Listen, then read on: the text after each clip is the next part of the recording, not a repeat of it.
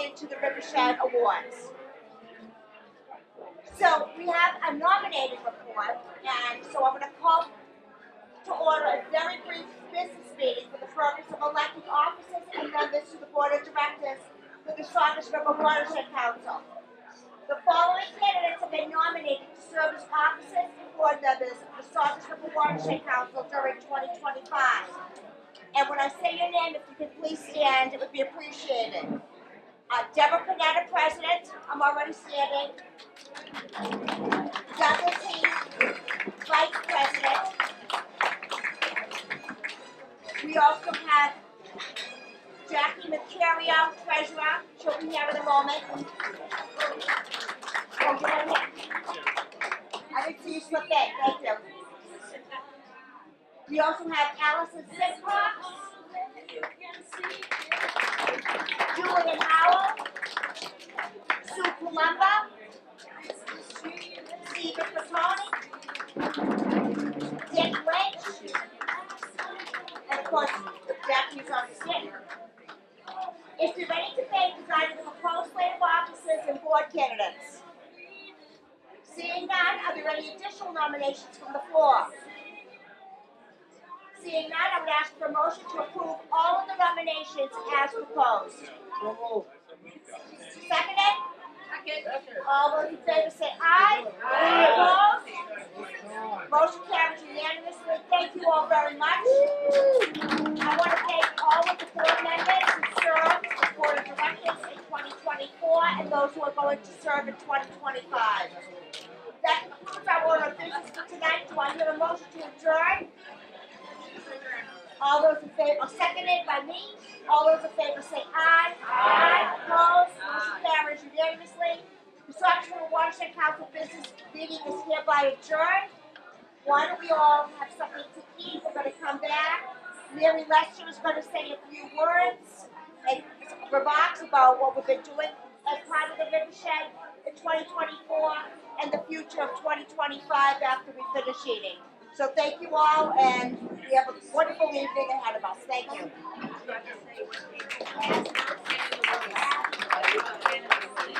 I would like to quickly introduce our Executive Director, Mary Lester, to give an update of accomplishments in 2024 and what the future will bring in 2025. She's worked very hard this year, so I'm proud to introduce Mary Lester.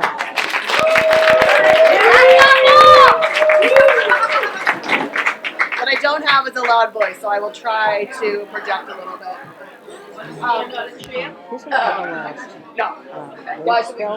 No hospitals for Christmas. Before we get started with our formal award program, I would like to recognize Deborah Panetta for all her significant contributions as the president of the Saugus River Watershed Council and all the work she does for the Saugus Board of Selectmen. Debbie has provided leadership to our board of directors and to the organization. Debbie is a talented and committed environmental advocate who works tirelessly to improve environmental conditions in Saugus and in the Saugus River. In addition to her work at the Saugus River Watershed Council, she also has a strong voice for the Alliance for Health and Environment, the Ash Landfill Closure Committee, and as I mentioned, the Board of Selectmen. Thank you, Debbie, for all you do. Thank you.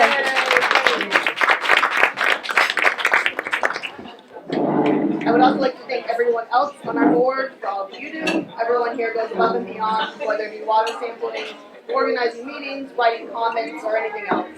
Over the past year, our board and volunteers have helped perform scientific research, clean up of our river areas, and continue our online education platform to help teachers and students respond to environmental issues and concerns. In the watershed, we've been seeing a lot more people out and about enjoying the watershed over the past year. With the rail trail complete in so many parts of Lynn connecting to the Saugus rail trail, we've noticed the use and appreciation of the watershed greatly expand. With the new parks abounding, magnificent things are coming every day. We've also noticed more and more that people aren't the only ones enjoying the watershed. The wildlife has been more fascinating in 2024. More osprey families, owls, egrets nesting in the Saugus tidelands, which is actually very new. And we have a regular bald eagle that continues to call the Saugus River home. Fabulous. Beautiful. Due to our incredible drought of 2024, we did not see our normal 5,800 plus American eels travel up the ramp and towards freshwater in the habitat of Reedy Meadow, which Steve has a presentation over here of Reedy Meadow, and they normally come up, habitat there for the summer, and then come back out. We do feel that our efforts are even though a success, even when the water is low. Our eel monitoring program continues to educate us, as well as state fishery scientists. Despite the urban character in the watershed, it provides important habitat for smelt eel populations. Can you maybe move a little bit closer in because I can't hear you in the back? Sure. She needs a loud voice like me. When I'm yelling at my son, I think. I'd also like to thank Mass Fisheries and Lynn Water and Sewer who work daily with us in the summer. This year marks 17 continuous years of data for the eel population, which is the longest continuous in the United States. Wow. Say that again. 17 years of continuous eel monitoring. We have the longest one with Mass Fisheries. So Mary, is one getting better or worse? Is what? Getting what better? Water quality. The water quality is not getting better. But the eel population is remaining steady. It seems to be remaining steady. But with the drought this year, it's hard. When we're counting, it's normally counting back and going over. Yeah, so a little difficult. So this year and moving forward, the Fish and Wildlife will be helping with our water sampling, which should expand it immensely. Through federal funding, this will increase data that we were able to obtain. Recent data shows that with the last year's records, higher bacteria levels as well. We are processing the data, but look forward to incorporate it into our future work. And with us tonight, McAllister Engineering, with the help of John and Chris, we were able to get funding through CZM for non-point source water sampling and working with other agencies for sediment sampling. We're very excited moving forward with Wharf.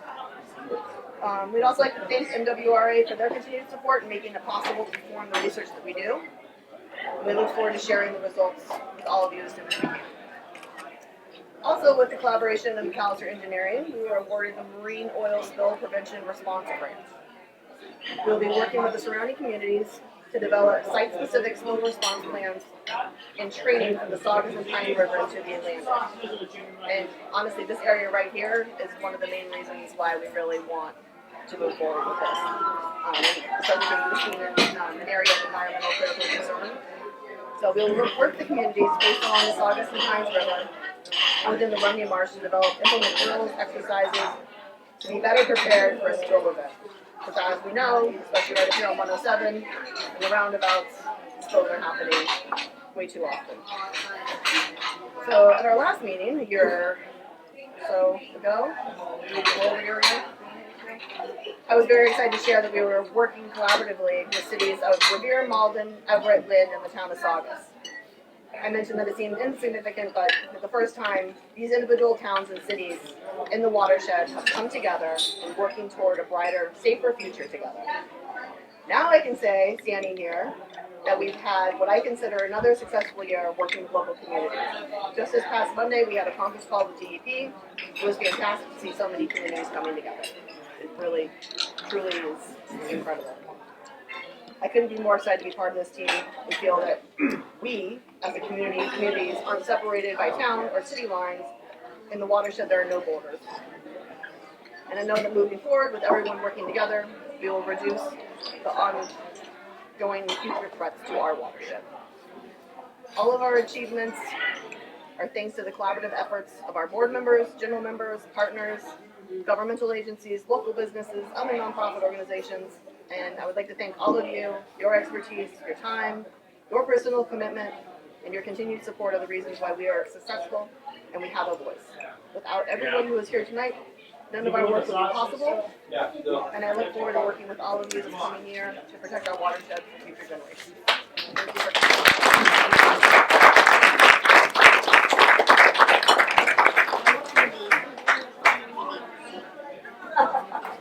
Are we gonna do the, Yes. Now, I'd like to ask Debbie to come back up to present a speech on the Garden Saugus Garden Club Award. you can show after me. Before I forget, I just want to thank SCTV for being here this evening. It's important that we communicate with not just Saugus, but I think Mary said it best. The watershed has no borders, and it is important to get the message out. But I'm standing here today because I am absolutely thrilled that the Saugus Garden Club is receiving a Saugus River Watershed Award. Not only does the Garden Club make our town more beautiful, but they are heavily involved with all environmental affairs. And they were formed in 1945, so we're coming up on the 80th anniversary here in Saugus, which is incredible.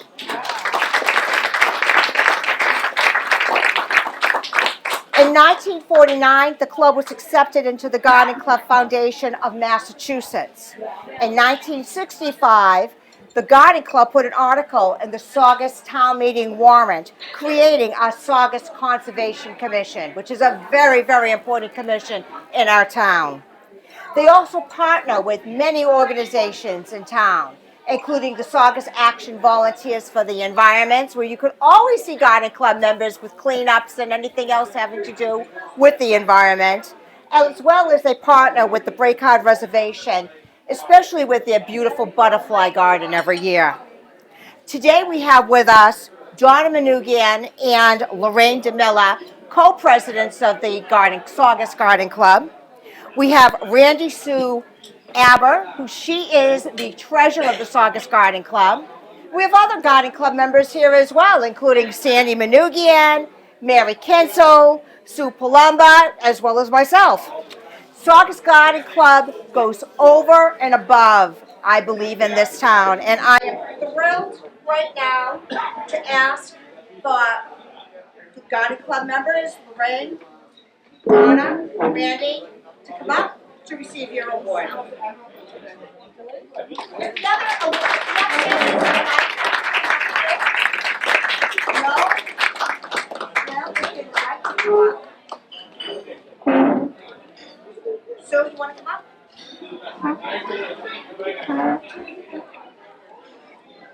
Mary?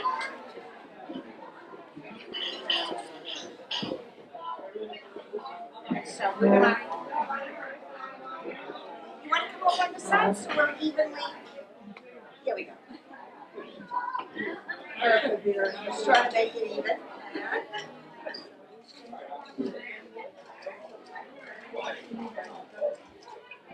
More. I want to say pickles. Pickles. All right. Such a good smile. Congratulations.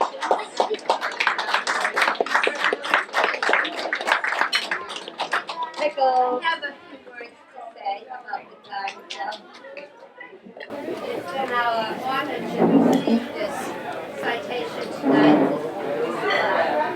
And I'd like to just tell you a little bit about what the Garden Club does by listing a few bullets of what we've done just this year. have partnered with the Saugus Public Library. We do books in bloom every spring, and it's kind of a big deal. And it's similar to the Museum of Fine Arts when they do art bloom. We make arrangements for that. We have done the state cleanup, picking up litter, and it's a pleasure to do that. It's always damp and cold, it seems, so we're there. Most of us can still get down, but not all of us can get up.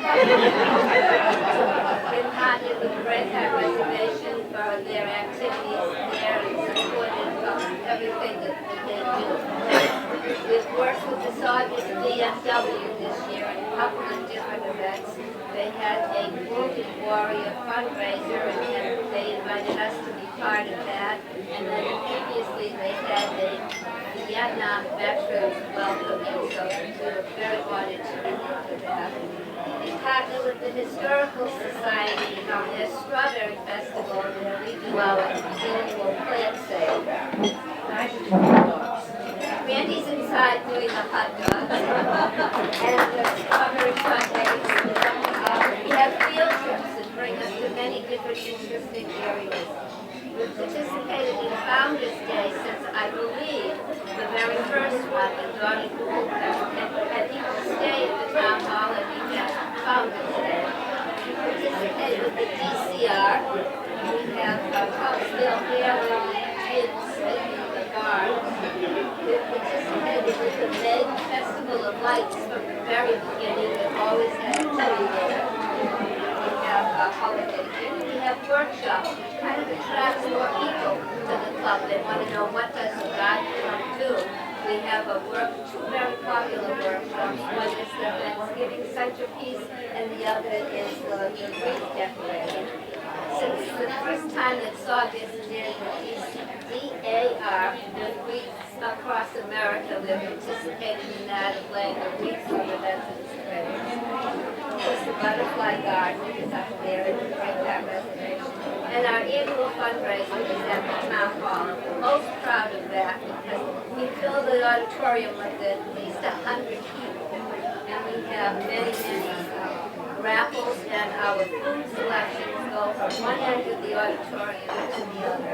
And being part of the Massachusetts Federation and the National Federation of Garden Clubs puts us under a big umbrella. So when we go to the town hall, we have automatically coverage of $1 million against any insurance that might come up. So we're very proud to have that member of the Federation, as well as our little group, which is growing to over 70, 75 people at the time.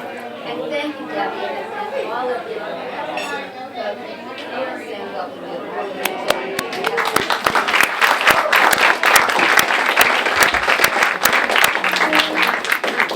I support Dawn as she can do a lot of good work.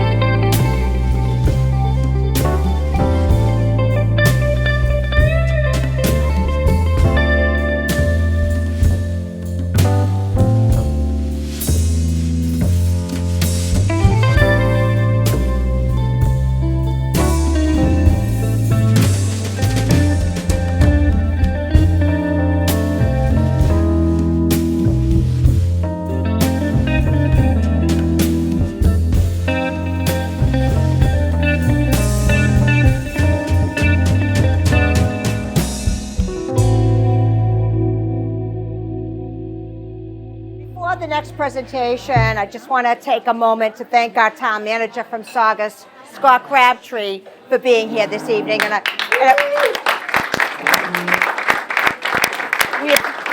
We appreciate all of your efforts in town and your environmental focus. And it's because of Scott that we are a great community and all of the different efforts that he has put through over the years. So thank you for that, Scott. We appreciate it.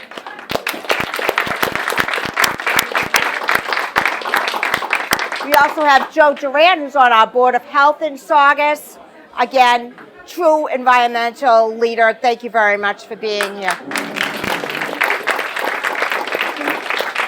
It's my privilege now to invite Jackie Beccario up. She is our treasurer. She's also a very good friend of mine, and I will call her the environmental watchdog here in Saugus. So thank you.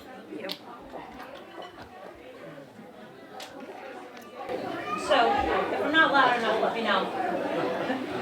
Tonight, I'm honored to present the Saugus River Watershed Environmental Stewardship Award to the Saugus Town Meeting Ash Landfill Closure Committee. This committee was voted in as Article 25, informed by Saugus Town Meeting members in spring of 2024.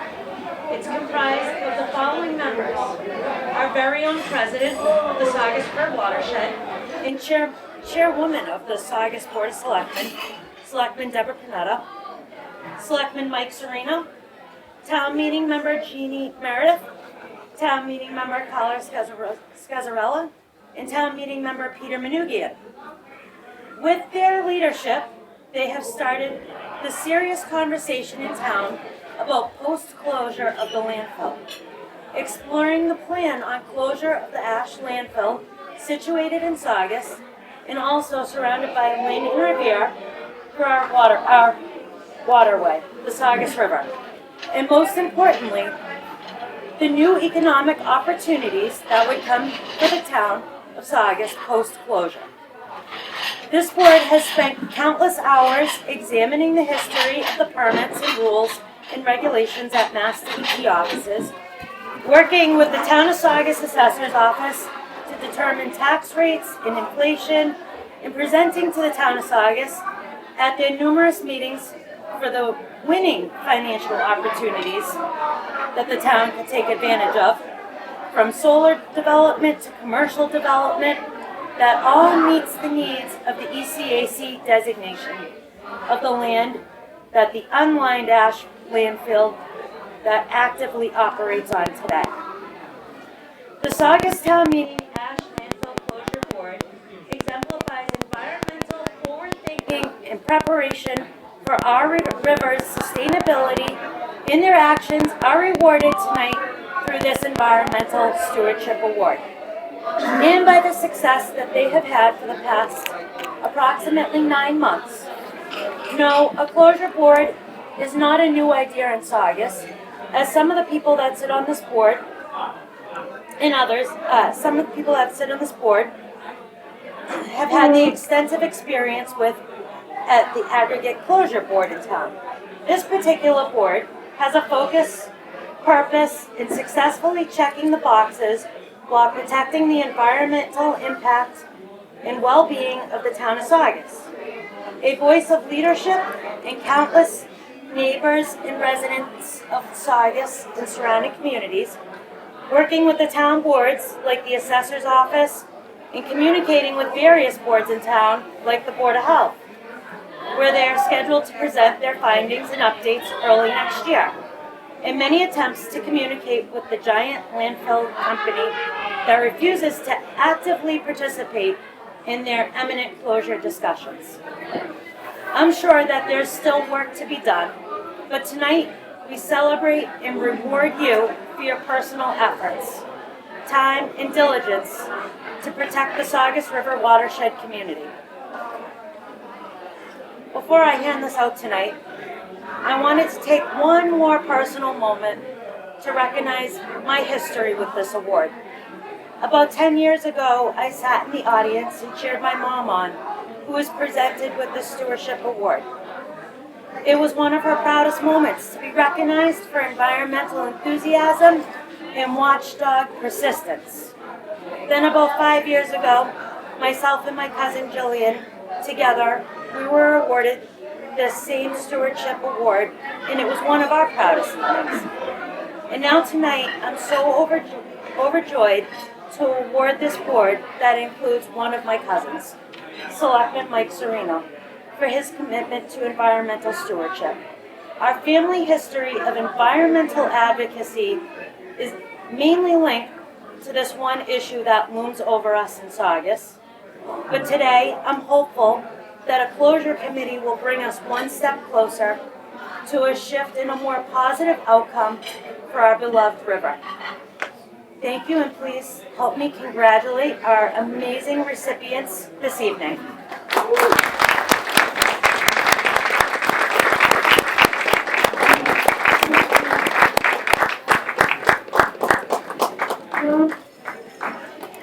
Debbie. Don't be shy. Can we have Squad, Jeannie, and Carla please come up, members of the committee? Yes. All members. Yeah. All members. Squad, Jeannie.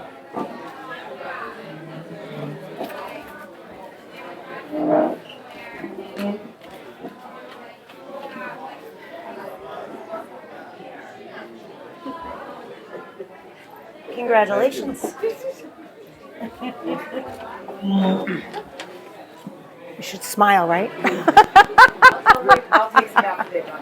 I'm honored to accept this stewardship award on behalf of the Saugus Ash Landfill Closure Committee. Deborah Panetta, Chairman of the Board, Michael Serino, Carla Scazzarella, Town Meeting Member and High School Principal, Scott Crabtree, Town Manager, and his designee, Jeannie Meredith, have been 100% supportive and involved with the work of this committee, and I thank them for that. However, recognition must also go to the Saugus Town Meeting for their overwhelming support of this committee. The vision of Saugus Town Meeting was to explore economic options that would be in the best interest of Saugus, the environment, and a sustainable future. And we will be delivering that message to the Board of Health and to Town Meeting, thanks to the hard work of the committee, and in particular, Selectman Serino. In spite of multiple attempts to bring WIN to join us in this discussion, they have refused. They have stated through their PR hire that we have no right to tell them what they can do with their land. But as the late 19th century Supreme Court Justice Oliver Wendell Holmes said, the right to swing my fist ends where the other man's nose begins. Saugus River, Saugus, Revere, Lynn, and the Saugus River Watershed, in this instance, we're the nose in WIN's sustained efforts to continue to dump ash without daily cover, without liner, and outside of Massachusetts solid waste policy on proper landfill design is the swinging of the fist. No other solid waste facility in Massachusetts has been allowed to exist for decade upon decade with a consent order negotiated and implemented by unelected bureaucrats who have stood in opposition to even a basic MEPA review that could have finally studied the impact of this ash dump on the surrounding waterways, a study that has never taken place, that needs to take place. We must remain united in telling WIN you cannot swing your fist and continue to raise the middle finger of that fist to the environmental justice deprived communities of Saugus, Revere, and Lynn. Our nose is sensitive to your emissions and to the sickening sweet odor of rotting garbage that clogs your tipping floor on hot summer days. Our nose also detects the continuing efforts to influence decision-making in our communities and sustained efforts to fund programs, events, and political leaders with dollars that are a mere micro-fraction of what it would cost to upgrade your incinerator to provide the highest level of protection to the public health and the environment of the surrounding communities in the watershed. Our nose also senses your effort to prolong the life of the landfill by shipping ash to Shrewsbury, a practice that proves such transport is not as catastrophic as you would have had the public believe. And why prolong it? Why prolong the inevitable? The aroma of your political stench will increase as the 2025 Saugus election draws near. We know you will identify likely candidates for Saugus selectmen to join the allies you already have in place, who without reservation supported your desire for 100 feet of ash that would extend to mid-century. And to those in this room who remain active and aware, you are the ones who must continue to block the swing of wind's fist.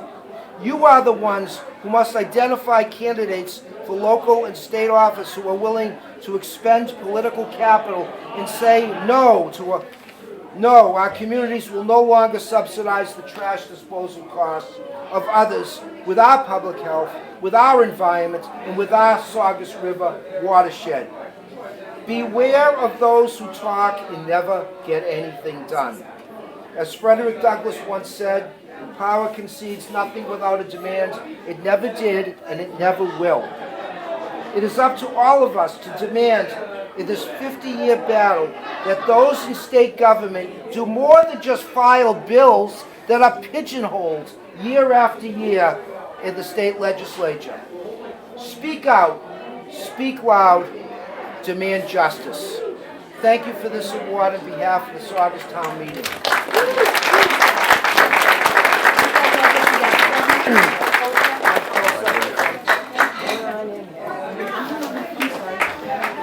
Right here, and then you pop up a little in front. Okay?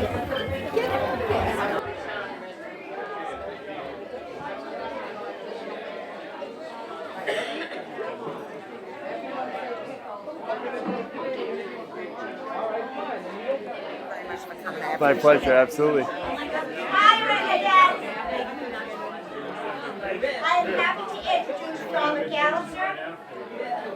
He's our keynote speaker for this evening, and it is on resiliency and adapting to climate change in an urban environment.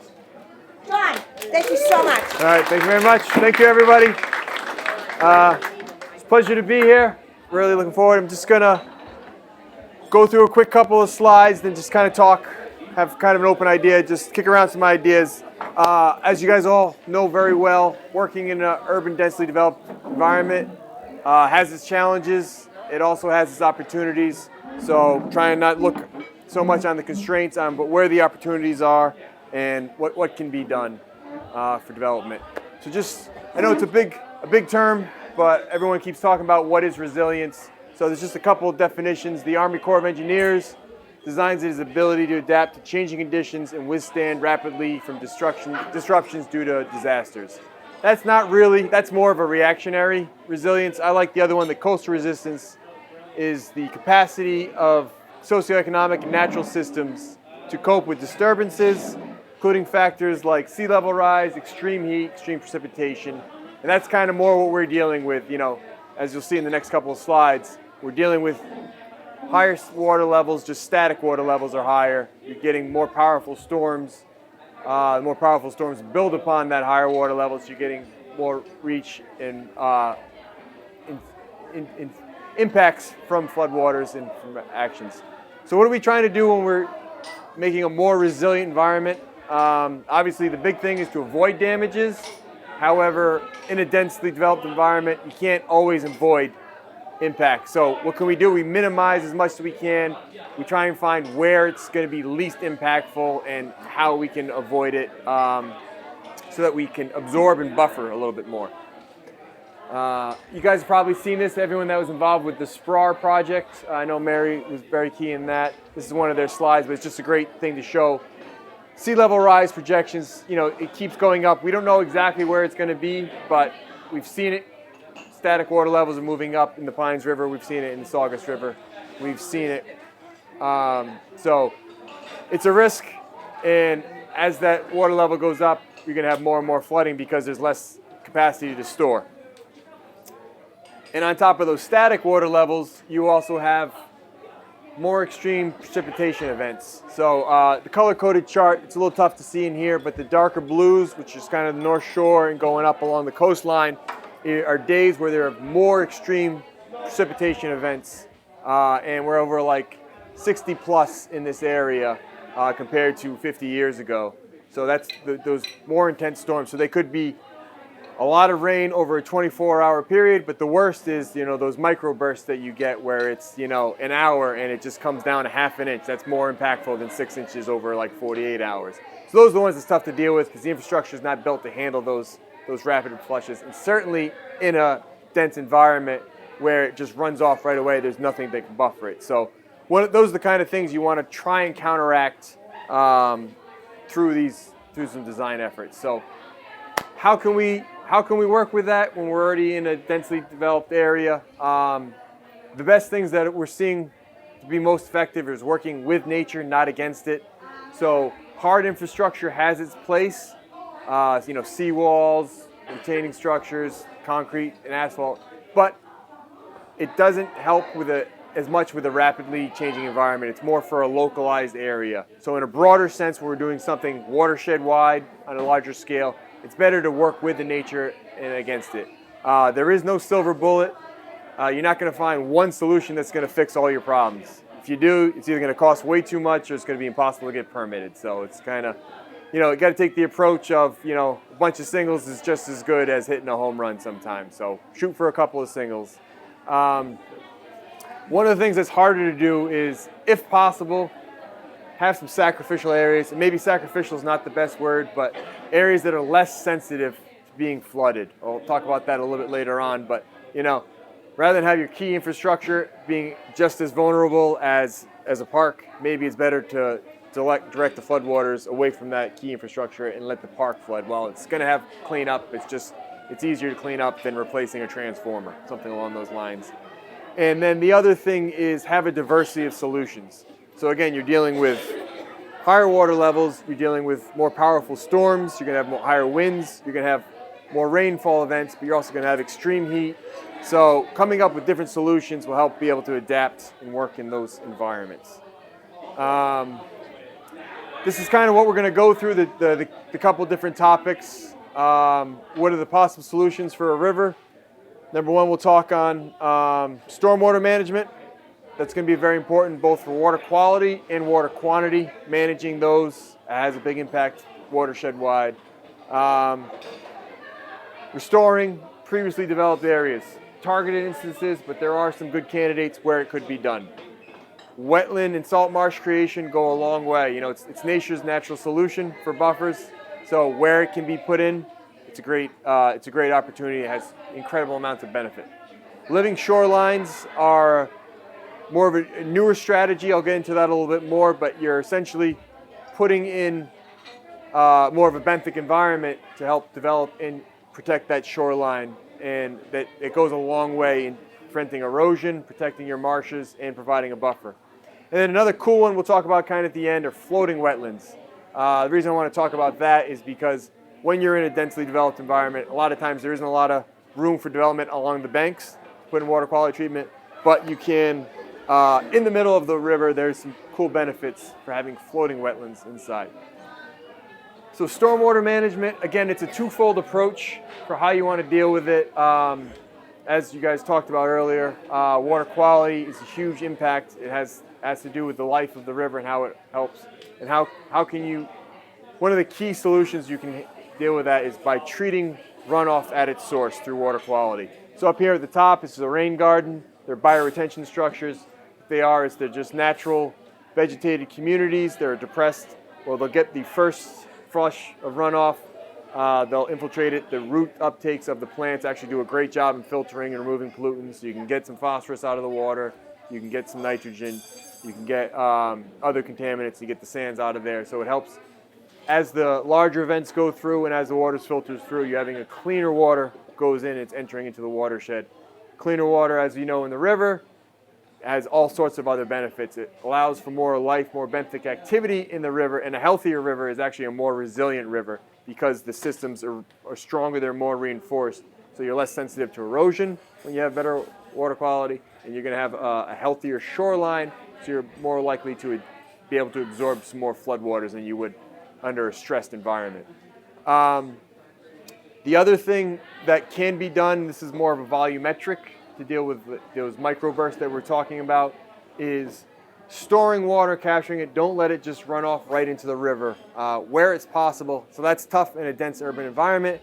So what you can do is use the area underneath your area. So if you have a big parking lot going in, putting in chambers like this to store them on stone, that can help promote infiltration back into the groundwater, but it also just can provide a buffer. Even if you have high groundwater, you can just have a buffer to help slow down some of the water so it's not just rushing in, and that's going to help buffer some for the flooding.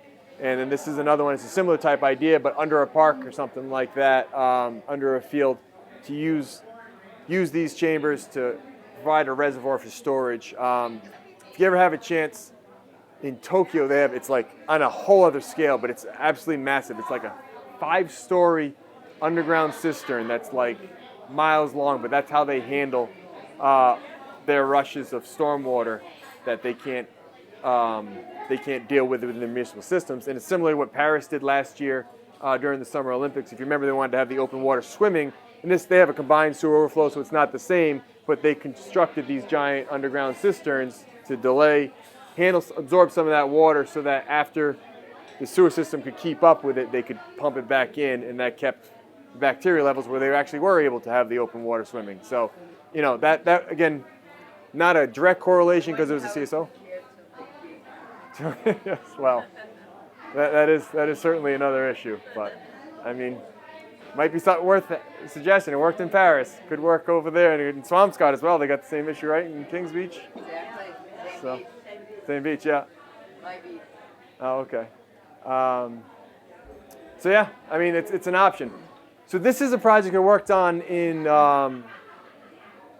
Long Island after Hurricane Superstorm Sandy. We worked with a Dutch engineering firm, landscape architects actually, and this is the Mill River. Again, densely developed environment around it, but what the idea was to kind of create some softer edges along those areas, and it's called living with the river, living with the water, working with the river, and allow for, as I mentioned before, having less sensitive structures or areas where it could flood. So this is kind of clean day. That's a rainy storm event where you can see the river expands on its banks, but it doesn't impact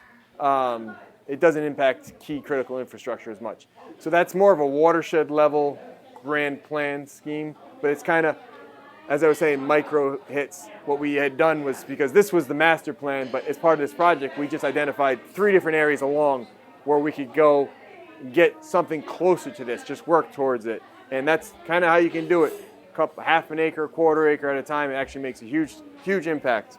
So it's one of those strategies. So this, I'm sure you guys all heard Ed Reiner talk on about it for years and years, but just want to talk about, this is just a quick example.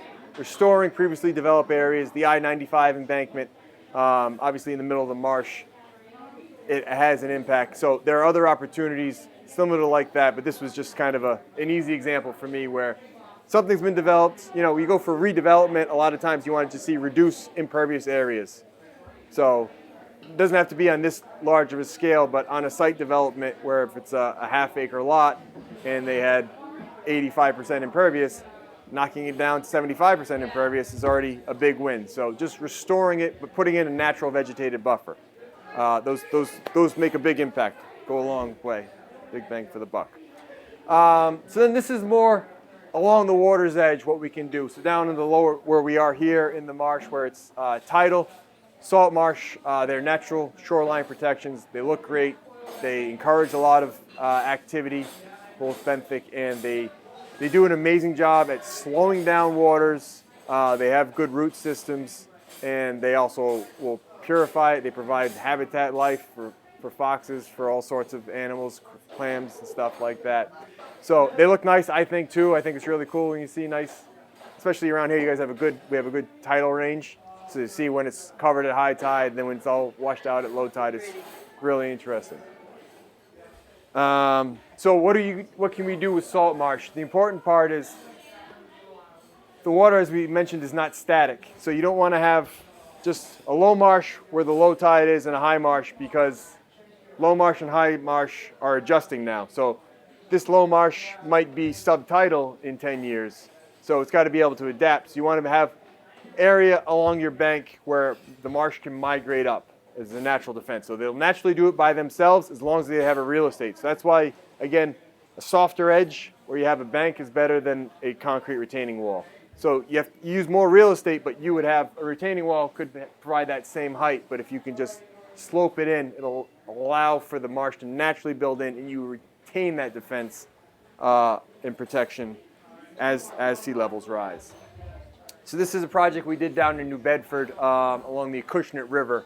Again, densely developed area, urban watershed, and this was upstream from some of where the heavy PCB impacts were, but there was still some contamination in there. So what we had done was remediated some of the soils, took out the metal impacted soils, and built in this new marsh. Again, different planting zones, low marsh, high marsh, marsh migration areas. And if you go out there, again, the tidal range is not as much, it's only 4 feet over there, but it's pretty cool to see it come in, wash in through the marsh, and wash back out, because it kind of has a little side step out. No, the PCBs are in New Bedford Harbor. They're from the Aerovox facility, but they're further downstream. This is further upstream of it. This was just heavy metals. Yeah. I like heavy metals. It's just heavy metals. Yeah, I don't mean to say it that way. Apologies. Okay. And then further up within the watershed, doesn't have to be along the water's edge, but just creation of wetlands, restoration, mitigation of wetlands, protecting them. They're actually a great carbon sink. Creating wetlands, you don't get the same amount of impacts in terms of how you're sequestering carbon as what's already in there. Preserving them is the best way to actually maintain that sequestration. But starting new, it's better than nothing. It's a single. It gets you a lot, and it's a great way for handling water, improving water quality, providing benthic habitat. It will make for a more resilient watershed. You want to not focus everything, no end of pipe solutions, as they say. You want to have it spread out closer to the source. So as much as you can create wetlands further up into the watershed, you're just going to have cleaner water filtering down throughout the river, and it makes a huge impact. This is a project, again, you can kind of see it was a degraded wetland before. This was done by Sumco, contractor I work with pretty often, and it's a degraded wetland. They did some excavation, some micro grading. What we try and do in freshwater wetlands is do micro topography, where rather than just having so it's not just graded out like a pond where it just have little minor hills and stuff like that. So you have pockets of different activity, different vegetated communities. And again, as I talked about diversity of solutions, diversity of vegetation actually makes for a healthier wetland, and that in turn makes it more effective. So you're going to have better flood protection, better benthic habitat in there. Better habitat, I should say. Again, this is talking about the living shorelines. Some of this stuff is more for a coastal habitat, but the shorelines itself are actually pretty good examples for what can be done along the river's edge, because we are in a tidal habitat here. So a living shoreline, as the name kind of suggests, just means that rather than putting in a seawall, you're putting in something that's natural, that will live and grow and adapt as things change. So that's what's nice about some of the stuff we're going to talk about. One of the key things in a tidal marsh that's really good at adapting, so you're going to have your salt marsh grasses and everything like that, but if you can have some kind of oyster reef, some kind of a sill with seashells, it could be ribbed mussels, because in the habitat like here where you have shellfish bands, you can't actually plant oysters. They won't let you do it. But ribbed mussels, they're not edible. I don't know if they're edible, but they're just maybe not good, so people don't want them. So you could plant them, and they have the same benefit. We'll talk about that in a second. But so again, softer edges along there as much as we can. having a diversity of solutions, as you can see, because they have a couple different options. Don't what? Don't build it. Yes, Wes. Or if you're going to build with some thought, because development's inevitable, but there are responsible ways to do it. Don't build vertical structures, because that's going to be, what that's going to do is either going to deflect energy and cause problems somewhere else, it'll protect directly behind it, or you're going to have erosion, or it's right on the edges. That's usually what you see when you have a concrete wall, is that along the edges where it ends. It protects it very well in front, because it's deflecting that energy below. You might have problems right underneath it, but certainly along the sides. Whereas if you have a natural edge, you will see little rivulets, but oftentimes it's much more resilient on a larger scale. Again, that will protect just the area behind it. This will protect more along the whole watershed.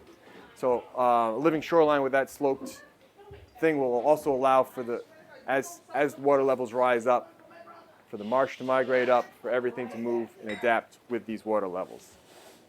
So the oyster reefs that I was talking about, oysters are actually very natural. They got kind of overfished for a long time, but they are making a comeback. They do a fantastic job of filtering. I think they filter something like 50 gallons a day.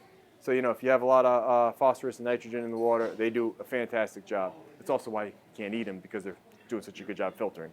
But these new items, it's called a Grow Reef Oyster Disc. It's a woman out of Virginia, she does it. It's kind of like it's a cementitious material, so similar to concrete, but it's actually made to mimic an oyster shell. It's calcium carbonate, I believe, and so you can put these discs in, and you can see the holes in them. So what's nice about it, you put it right at like where the low tide line is, where the tide line is. The marsh grasses grow up through it, and the oyster shells grow around it. So what it does is you plant them in there, and you kind of like instant habitat. It really sets it off, and having that in place right at where the water's line edge is, that's protecting your toe, so you're preventing against erosion, and it's helping to filter the water and provide habitat along the way. So they're really cool. So this is on a much larger scale. A lot of this is done down in North Carolina, New Jersey, they have it. Again, in this area around here, permitting-wise, I don't think you can get an oyster reef. They have a couple pilot ones being put in the Commonwealth, but I haven't seen any ones on a large scale. Yeah, it's a pilot one. Yeah, Maine. Yeah, but that's that pilot one. Yep, it's actually Grow Oyster Reef. That's part of that. But so these are much scale ones. So this one's kind of looks like more like a berm, but this one is at low tide.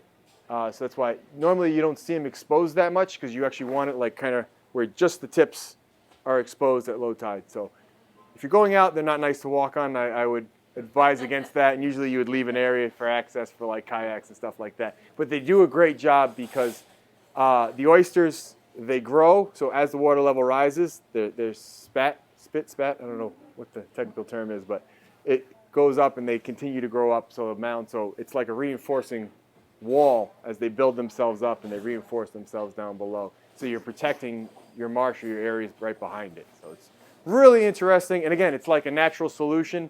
And while there is maintenance on it, again, they're working. It's their inevitable survivability, so they have an incentive to work with you to keep it going. It's just really cool. And then this is another thing that I think is really interesting. Again, only really on pilot studies I've seen, except for this one. This is in Chicago. If you ever want to talk to these people, they're super passionate. Urban Rivers, I think it's called. But it's called the Wild Mile. This is one of them. They have 3 different floating wetlands. So they have off of Lake Michigan and a couple of the canals that run through it. They've come through and put in these floating wetlands with walking paths through them. So they're anchored in with helical anchors. So they're like, screwed into the ground with the rubber bands, and they float. There's one in the Charles River as well. Now that's the pilot one. I'll show you a photo of that later. But they do a fantastic job of the root structure. It floats and it absorbs, takes up nutrients within the water.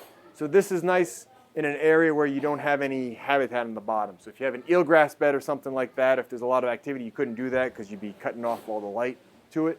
But if, again, like we talked about in New Bedford, where they have the PCB contamination, I think that'd be a good opportunity, because there's no benthic habitat down there below. So you can use this, clean up the water quality, adds recreational, it adds a lot of function. And this is just a couple of photos. So this is kind of a profile of what the one down in Baltimore looks like. They did, but the ones in, this is the one in Chicago, these two right here. So this is why they were doing it. So they lay it out. It's kind of like a, it all comes on like a box truck. And there's just these mats.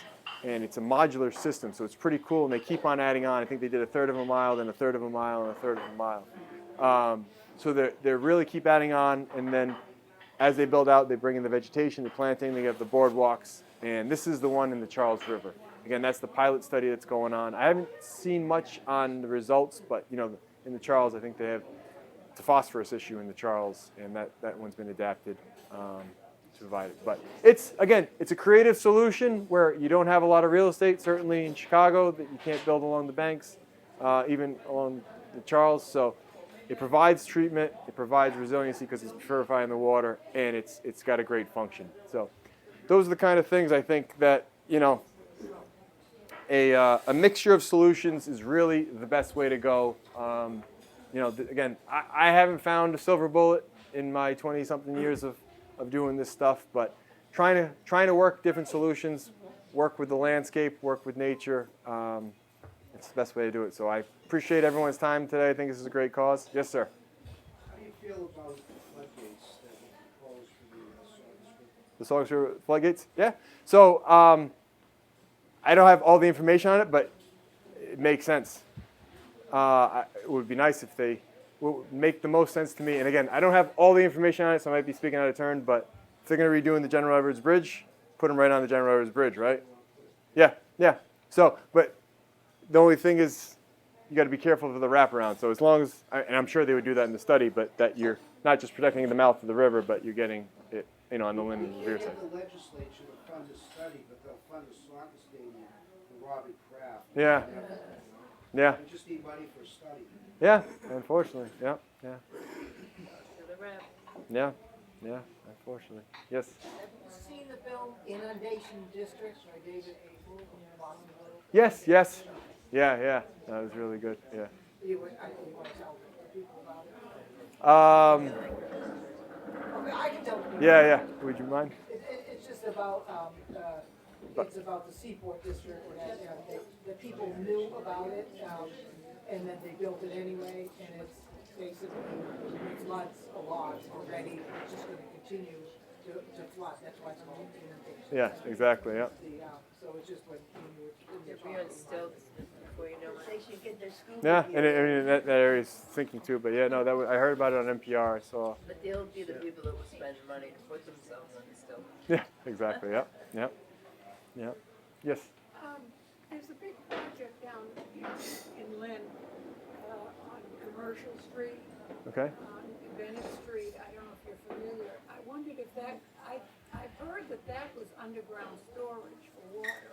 Because Bennett Street floods very badly if Yeah. you get a big rain at a high tide Yeah. time. So that's a very effective strategy. Certainly when there's a tidal range where you can't get the. It's on a big field, and then they have these pipes coming up Yeah. out of the ground, kind of. Okay. Does that sound familiar? No, absolutely. Yeah. I mean, I'm not familiar with that specific project, but yeah, in a tidal situation, they certainly have when you can't get the water out into where it naturally wants to drain because the outfall is blocked. Having an offline storage keeps it from flooding in a more important area.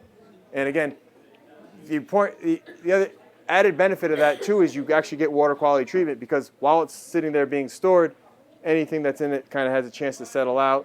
So it has more of a maintenance issue. Yeah, they'll vacuum it out. So they'll have like inspection ports every so often, and they just go in with a vac truck, kind of like they do with a catch basin. Would they treat it too and do a treatment? No. So stormwater, typically you wouldn't have to treat it unless there's something in it. So it just typically what you would get is what's kind of washes off on the road. So you have your sands. They'll have some oil and greases on it from cars and stuff like that. A lot of it, fertilizers and stuff like that. But you don't have to treat it.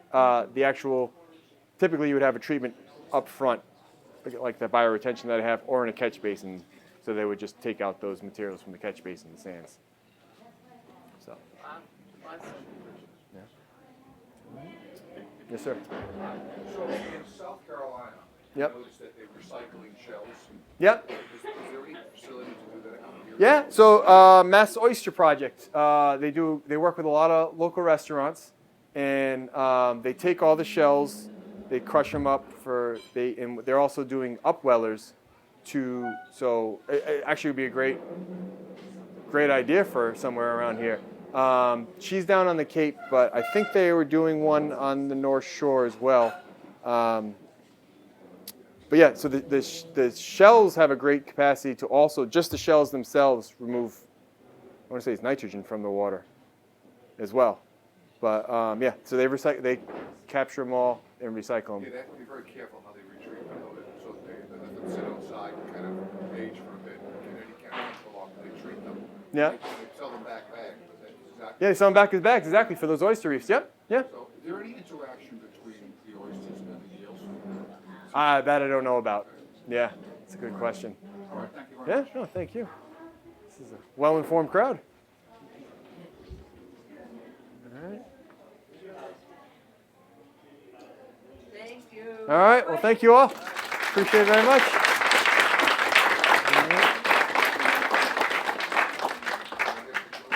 I want to thank you, John, Yeah. for coming. Absolutely. It's Thank very you. important to have an informed and educated keynote speaker, and I think you taught us a lot, and it's always good. I mean, this is the best crowd to be Yeah, this is great. listening to all of your important information. So Awesome. thank you so much for Thank you, coming. appreciate it. It's a Thank you pleasure. very All much. right. Thank you. Again, I want to thank SCTV. I want to thank all of the officials that are here, especially Mike Marina. We've got a lot of town meeting members here. Again, congratulations to the Garden Club and to the Ashland Foreclosure Committee. I appreciated Donna's speech as well as Peter's. Thank you very much. Thank you, Scott Crabtree, our town manager, for coming. We have people representatives from Fight to the Sea, Mary Kinsel for helping set up. Of course, our executive director, Mary Lester, and of course her son James. My husband Mark is listening to me, and everyone else who came. I really and thank you all, Doug, Allison, for what you do. If you haven't read their books, they're phenomenal. They just do a great job. There's a couple up there being raffled tonight. Just wonderful, wonderful people, and I am just so privileged to be part of this organization and for all of us to be doing all the right things for our environment, for our residents, for the health, well-being of not just Saugus, but all of the communities, because our watershed has no boundaries. Thank you all very much.